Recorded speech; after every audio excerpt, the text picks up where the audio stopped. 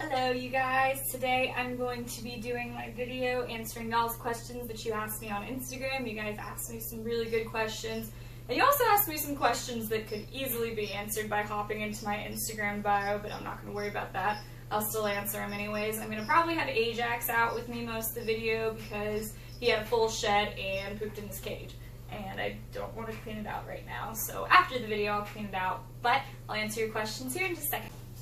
So, my first question was, what are your thoughts on boa morphs? I have two long tails, but I keep seeing morphs out there. In response to that question, I think morphs are beautiful. I personally only have normals. I've got Ajax, who's a normal boa constrictor male. I have Eve, who's a normal boa constrictor female. I have Petunia, who's a normal boa constrictor, or common boa constrictor female. I have Penelope, who is a normal Central American boa constrictor, and then I have Darth Vader, who's a normal Central American boa constrictor. I do like morphs, I appreciate them, I think they're beautiful. My only issue is now so many normals have been bred that there's just a surplus of normals that no one wants because of these designer morphs. So that kind of upsets me in a sense, but I do think they're pretty, and I don't think it's bad to own a morph, but I also don't like people that bash the normals, because the normals are what you find in the wild, which really makes them the coolest. Like, this is what I'd find in the wild. But I think morphs are pretty too. You just have to be careful that there's no defects, either mental or physical. I think that's a huge issue with inbreeding and stuff, but otherwise I think morphs are cool. Question that was asked is, do you ever plan on getting into venomous snakes? Short answer, no. I think they're cool and I respect them. I did some work with copperheads before, but I really don't have any desire. In Tennessee it's illegal to keep venomous snakes without a permit. That's very difficult to get. So unless I was doing some serious breeding work, like actually working with the species that was endangered, I don't think I'd get into venomous snakes. I have a hognose, which is semi-venomous, but aside from that, no. So I think this next question's really interesting, and I've never been asked it before, but it was, what do you do to keep herps warm if you lose power? When I lived in Memphis and gathered most of my collection, I had gas heat, so I never really had an issue with that. Even if we lost power, we had heat. And I also live in the south, so like it doesn't get that cold, and most of the time when we lose power is actually during a summer storm, in which case it's not cold at all. But I would imagine if I were to lose power right now in the house that I live where I have electricity, I would probably, as quickly as I could, gather all my animals into pillowcases and take them to someone's house who does have power, because I live pretty close to my family. Otherwise, if I wasn't close to my family, I'd probably put them all in pillowcases or in totes and bring them to the nearest facility that had power. And depending on the animal and the insulation of your house, they can last a decent amount of time and be okay. But I really have not thought about what I would do in that instance. It would definitely be taking them to the nearest place with power or heat. The most rewarding reptile you've ever owned, and I'm probably going to be interpreting this differently than what the question's asking, but I would definitely have to go with Ajax. Has been the hardest and most rewarding reptile I've ever owned. Not particularly because he had a bad attitude and like I calmed it out of him and I conquered him and now he's so great, but more so because of the way he was when I took him in and I didn't think he was going to make it. And it took a lot of hard work, a lot of vet trips, and a lot of vet bills, but here he is doing his thing. So I think he has definitely been the most rewarding reptile I've owned. Second would, I guess, be Daisy, because she is the biggest snake that I have. She's my Dummerell's boa. And she has a pretty bad attitude, but I can handle her, which is pretty neat for me. But Ajax is definitely the most rewarding reptile I've ever owned. I had to go back. He was crawling all over the place and I couldn't film the video, so I cleaned his cage and he is back. But the next question is, what's my favorite venomous snake? And I'm not sure what the fixation is with venomous snakes, but I would just have to say the northern copperhead, which is, I guess, kind of boring, but they're my favorite. I did research with them while I lived in Memphis, and I think it's amazing that something with so much power is so docile, and I mean, pretty much harmless. I don't know if you've ever had an encounter with a copperhead, but they just kind of sit there. I've seen someone step on a copperhead and the copperhead still not strike the person. And then, so I think they're definitely my favorite. And I've never been asked before, what sort of things do you think we need in a reptile first aid kit? I do have a reptile first aid kit because I take in so many dopey reptiles that look stupid and have something wrong with them. What I keep is terramycin, which is a type of eye cream that helps with like eye infections, which is really good when you take in snakes that have something wrong with their eyes because they don't have eyelids, and that's a good thing to put on them. Betadine is an excellent thing to keep if you dilute it with water. It is good at killing mites. It is good at treating any sort of bacterial or skin fungal infection. I keep eye drops, just like the, oh shoot, what are they called? The saline solution eye drops, because that's good for flushing out reptiles' eyes, like lizards and tortoises and turtles and stuff. Like when Delilah came into me, I was pretty sure she had some crap in her eyes, so I flushed it out with that. Johnson's Baby Soap is non-toxic. It doesn't hurt the reptile if it's swallowed because it's so soft and safe. I use that to clean off wounds. I use it to get baths. I use it for mite treatment because the bubbles can get under the scales. I would also suggest keeping Neosporin or some sort of antibiotic ointment, because most of what's safe for us is safe for reptiles for the most part. I wouldn't go, you know, popping a Benadryl in their mouth, but you can definitely use triple acting ointment cream on them. I use it when Solomon got his hurt foot. I put it on him. If there's any open wound or anything that happens, I've definitely used that. Like when snakes shed incorrectly on the top of their head or have nose rubs, I've used Neosporin on that. Anything gentle like that, I think, is a good thing to have in a reptile first aid kit. Next question I got asked is, what is the reptile of your dreams? And this answer is going to seem like I'm full of shit, but I actually already have the reptile of my dreams. When I first started working with snakes, I was like, I want a golden child reticulated python. That is what I want. But I knew that I couldn't get that as my first pet. Like, I was not prepared to have a snake that big and with that much attitude, so I got a ball python instead, which I don't regret at all. I love my ball pythons, and I love everything that has led up to my golden child reticulated python. So I actually already have him, Midas, my little guy. It's the first snake I ever wanted. It's the first snake I fell in love with, and I have him. So I've got the reptile of my dreams. Alright, so the next question I got asked is, would I recommend a milk snake as a first-time pet snake? And my milk snake was actually my most recent snake addition to my family because I really wanted a snake that mimicked a coral snake, and a milk snake has those patterns. As far as recommending it to a first-time snake owner, I think colubrids make excellent first-time snake pets because they're willing to eat.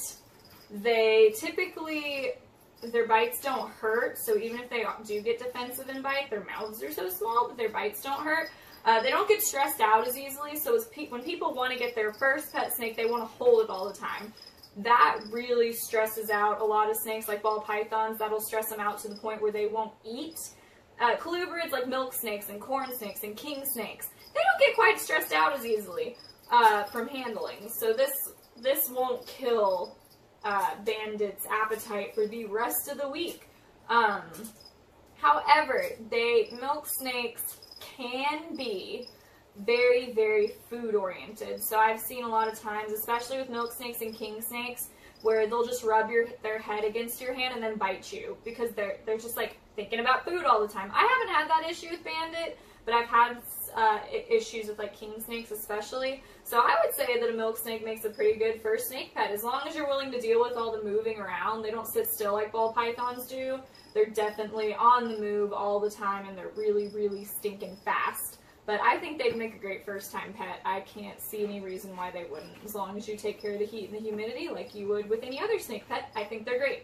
So here is the question of all questions for anyone considering to get a ball python. And that question is, how often do you handle your ball pythons?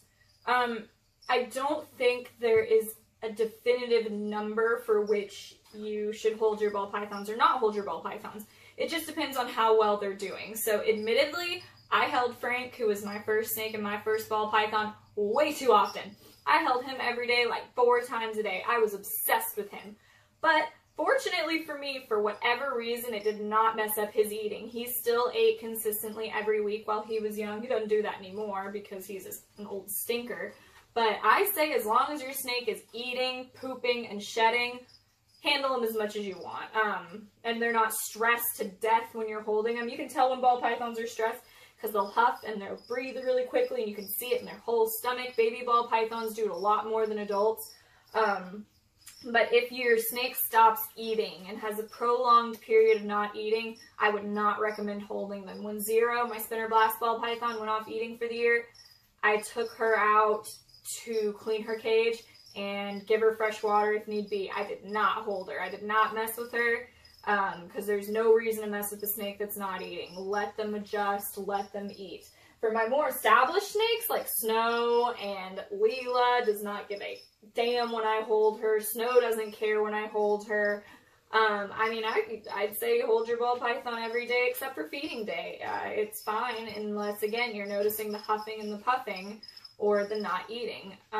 If you're trying to acclimate your ball python to you and they're doing the huffing and the puffing, I would say you can handle them every other day, but for a short amount of time, and then make those times longer over time. Eventually, they'll realize you're not a threat, you're not trying to eat them, but rather you just want to hold them, and they'll be okay with that in the long run. But I say as long as your snake's doing everything a snake should do, handle your snake. It's fine. They'll be okay. So the next question is red tail boa or ball python. I actually don't have any true red tail boas. I have a bunch of common boas, and then I have 4 ball pythons. So taken together, I have 4 ball pythons and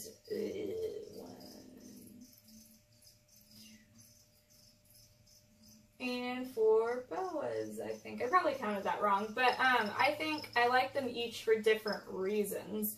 So I don't think one is better than the other. Boas get bigger, boas get bigger, boas get bigger. Ball pythons are a little smaller, easier to manage, generally have a better attitude.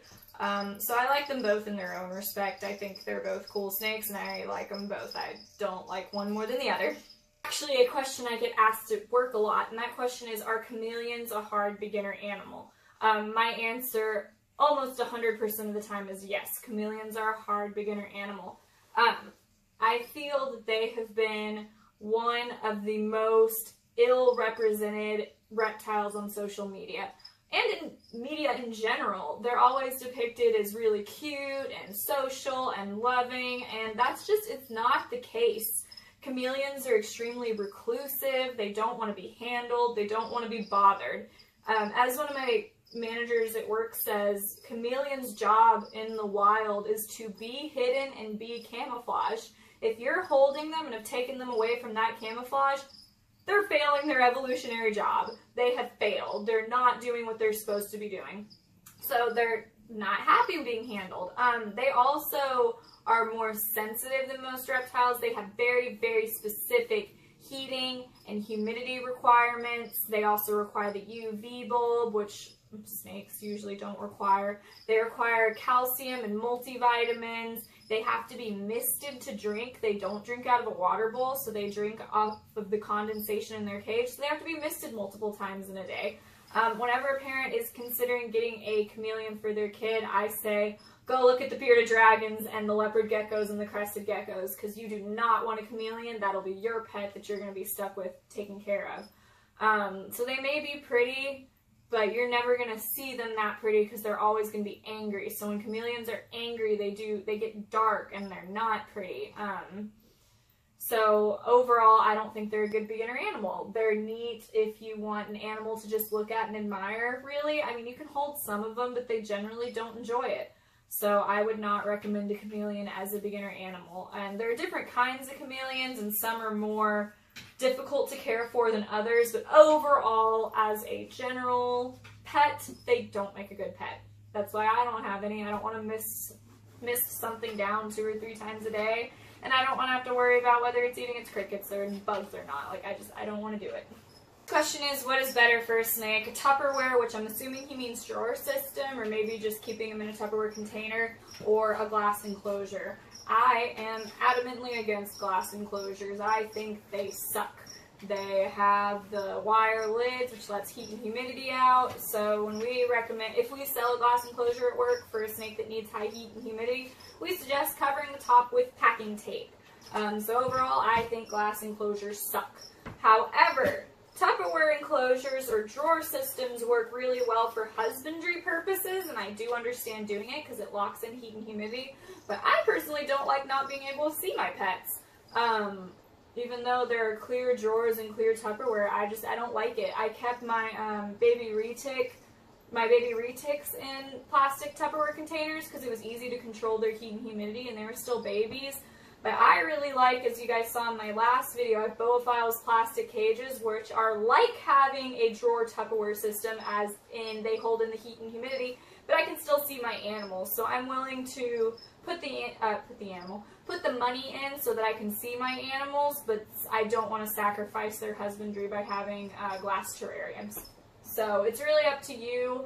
I don't think one's better than the other, but I hate glass. What reptile is easiest to care for? And I will stand by this opinion no matter what anyone else says. Crested geckos are the easiest reptiles to care for. That's what Sticky is. Sticky is a crested gecko. So I actually didn't get into crested geckos until recently. However, they're easy. They don't require any specific lighting. They don't require the UV lights. They don't require a heat bulb. They actually thrive best at what most of us keep our homes between 68 and 75 degrees. They suffer if it gets too hot, which is pretty easy for most people. They need to be sprayed down 1 to 2 times a day to drink water. They eat a powdered diet mix that you mix with the powder, 1 part powder to 2 parts water, which is pretty stinking easy. You put it in the cage, you change that out every day, and you spot clean their poop when you see poop. I don't think that there's an animal that could be much easier. They're super docile, they're not prone to biting. I think these guys are really easy. Second would be snakes. Snakes that don't have, like colubrids, that don't have crazy heat and humidity requirements. So that's my 2 cents on easiest pets. Next question is, what is the proper setup for a snake supposed to look like? There is no one right answer for this. It depends on the snake. Most of my snakes are in cages of appropriate size. Again, I use newspaper because it is easy. You pick it up and clean it when the snake poops. I think it's easy. It doesn't hold disease and germs. It can be easily cleaned. A water dish that is big enough for the whole snake to submerge themselves in. That is important for shedding. A hut so that the snakes can get away from you if they're scared of you, which snakes will be scared of you every once in a while. So it needs to be big enough that they can fit in it, but small enough that they feel secure in it. So that's Toro's hut. You're going to want to put the hut on the warm side of the cage. All of my cages have heating pads on the bottom. They need belly heat. That is crucial to digestion. So that is going to be, oh my lord, my retic is striking at my tortoise, y'all. What is wrong with him? Anyways, that's going to be crucial to keeping a snake alive. However, that's just for the vast majority of snakes. I have some snakes that need stupid high humidity that drink off of leaves, so I have to spray them down. Their heat actually is on the top because they will come down when it gets too hot and go up when they need to get warmer. So that's very different. These snakes also have foliage because they hide in the foliage. Jane is going to be a semi-arboreal snake, so her cage is going to go up rather than across because I give her room to climb. So depending on the snake, you need to look up the specific husbandry requirements. Most common pet snakes kept in the pet trade will do fine in these types of setups. Snakes travel well in the car, moving from place to place. I think it depends on the snake. Snakes that are more used to you and more well-adjusted and that trust you are more willing to be put in the car and traveled with. I don't think it's a good idea to not have an enclosure for your snake and constantly be on the move with them like a vagabond or something. But I think the occasional trip is okay. All of my snakes were moved from Memphis to Nashville. And a good way to travel with snakes is to put them in a pillowcase because it's dark and it's soft, and I just put them all in my trunk and we traveled. I also, on occasion, which you guys will see in the summer, will take my snakes with me to state parks. I just put them then in a Tupperware container, a big one, and drive them with me. I don't do that often, and I rotate through snakes because traveling can be stressful on a snake. That's why I said you want to make sure they're well established and they trust you, or else it's just going to put on added stress. Like Ajax doesn't care what I do. I can travel with him a lot and he'll still eat shed and poop. But I have some snakes that I would not do that with, that I would not travel with because I know it would affect their health. So really it depends on the type of snake, how comfortable they are with you, and how often or how far you're traveling. Well, this question's going to be very easy to answer. How many snakes do you have? If you either watch my first video or just take a peep at my Instagram bio where I have it laid out really nicely, I have 19 snakes. The next question is going to be, who is my oldest snake? And Daisy takes the title with oldest snake. Dumerril's boas are extremely slow-growing snakes that rarely reach a length of 8 feet. Daisy is 8 feet on the dot. In order for her to have reached that length, the guess is that she is going to be in her mid-20s. So Daisy is the oldest. Taking second place, we are going to have Eve, our common boa constrictor. Eve is 13 years old and is really big. In fourth place, we are going to have Ajax, everyone's favorite. Ajax is 12, 13, 14, some odd years old. There's the sweet boy. I like this question because this is something that genuinely worried me as a first-time ball python owner. But the question is, about how long can a ball python go without eating during the winter season? If any of you guys have closely followed me, this is Zero, and you'll know that she went a year without eating. So, I mean, they can go a very long time without eating. That's not without saying that's not great that she went a year without eating. We're still not sure why, and she's still only taking hoppers, so we don't really know what has happened other than it could be something neurological. But I would say as long as your ball python is not losing a significant amount of weight, there's no need to worry. I typically, or I used to, I haven't done it this year yet, but I will take my ball pythons off of eating for the whole winter. Because naturally in the winter they won't be eating, as most snakes won't be. So I take them off from when it starts getting cold in mid-November till mid-March or April. So it's okay for them to go a couple of months, a few months without eating. A year is excessive. I really wouldn't start worrying unless you pass the 6-month mark or they start dropping weight, because then that's a problem. Because the reasons for not eating, it could be a plethora of things. It could be a neurological issue. It could be that it's just their time. If you have an old snake, it could just be their time. It could be the season. It could be that they want to mate. It could be a lot stress, like we talked about earlier in the video. So it's usually not something to worry about. Alrighty, last question, and it is, in your first night of being with Ajax, while you were sleeping, were you not worried of being bit on the stomach? I was not worried. If you had seen Ajax in the state he was in, he couldn't even hold his head up. I mean, you held him and it was like holding a piece of yarn. I was not concerned about him biting me or anything. I didn't even know if he could use his mouth. I mean, he looked so fucked. I was like, he's not, I really thought he was gonna die that night, so I just assumed that I'd wake up to a dead snake on my stomach, which is kind of gross, but I was not worried about being bitten. Other than when he went through his ravenous hungry phase, I've never been worried about being bitten by Ajax. He is one of the few snakes that I will not use a hook with, really ever. He's a great guy, and I don't think he's going to bite me. Solomon and I would like to thank you for watching this video, even though he is hurt that none of y'all asked questions about him. And I'm sorry if there were some questions I didn't get to. I did not wake up early enough this morning to check before the 24 hours went up on Instagram. So if I missed a question, you can just leave it in the comments and I'll answer it. But otherwise, I hope you guys enjoy, and like, subscribe, comment, do what you guys do. We appreciate it.